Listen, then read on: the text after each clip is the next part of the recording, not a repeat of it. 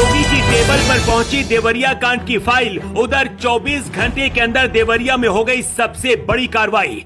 लखनऊ से आदेश आते ही देवरिया की गलियों में भागने लगे आरोपी। अधिकारियों में भी हड़कंप मच गया। प्रेमचंद यादव की पत्नी और बेटी ने खुद बहुत बड़ा खुलासा कर दिया है। वारदात से ठीक 2 मिनट पहले क्या हुआ था उसकी पूरी कहानी भी सामने आ गई है। इंसाफ करने के लिए योगी के बुलडोजर लखनऊ से देवरिया के लिए निकल पड़े हैं, लेकिन ये बुलडोजर किसके घर पर चलेंगे उससे पहले दुबे और यादव परिवार के बीच दुश्मनी की असली कहानी जान लीजिए। यादव परिवार से 1 शख्स और दुबे परिवार से 5 लोगों की मौत हुई है। अभी तक हर किसी को लग रहा था कि दोनों परिवार इस घटना के जिम्मेदार हैं, लेकिन सच जानकर आपके पैरों के नीचे से जमीन खिसक जाएगी। इस कहानी के मुख्य किरदार प्रेमचंद यादव जिला पंचायत सदस्य रह चुके थे।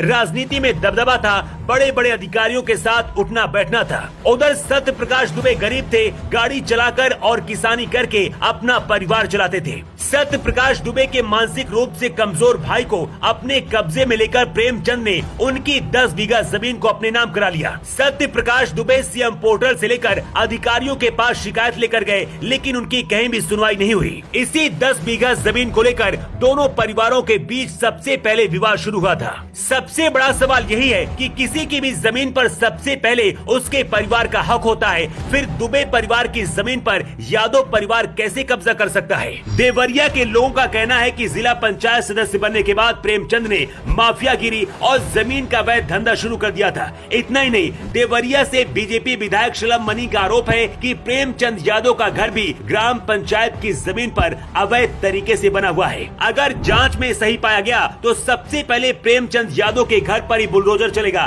क्योंकि खुद योगी आदित्यनाथ ने हर पहलू से जांच के आदेश दिए हैं। लेकिन वारदात से ठीक 2 मिनट पहले क्या हुआ था उसकी कहानी भी जान लीजिए। सत्य प्रकाश दुबे के बेटे का कहना है कि घटना से पहले प्रेमचंद यादव के समर्थकों ने मारपीट शुरू की थी। इसके बाद उनकी बहन के साथ भी बुरा बर्ताव किया गया, जिससे गुस्से में आकर दुबे परिवार ने प्रेमचंद पर हमला कर दिया और उनकी मौत हो गई।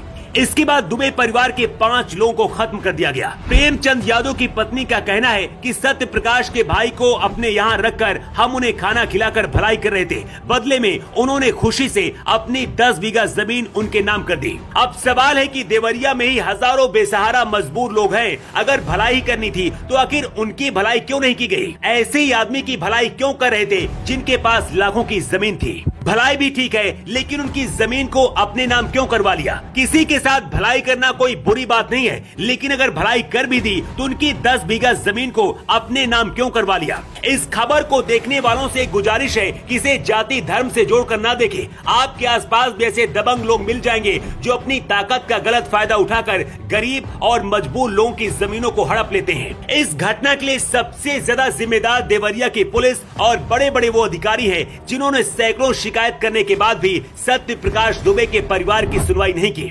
अगर सरकारी अधिकारियों ने अपना काम ईमानदारी से किया होता तो आज दोनों परिवारों के लोग जिंदा होते। देवरिया कांड की फाइल योगी आदित्यनाथ के पास पहुंच गई है। योगी ने आरोपियों पर कड़ी से कड़ी कार्रवाई का आदेश दिया है। 28 लोगों के खिलाफ नामजद रिपोर्ट दर्ज की गई है और 16 लोगों को पकड़कर जेल भेज दिया गया है। दावा किया जा रहा है कि बहुत जल्दी आरोपियों के घरों पर बुलडोजर चलने वाला है, लेकिन बुलडोजर उन अधिकारियों पर भी चलना चाहिए जो इसके लिए असली जिम्मेदार हैं। न्यू टाइम्स के लिए ब्यूरो रिपोर्ट।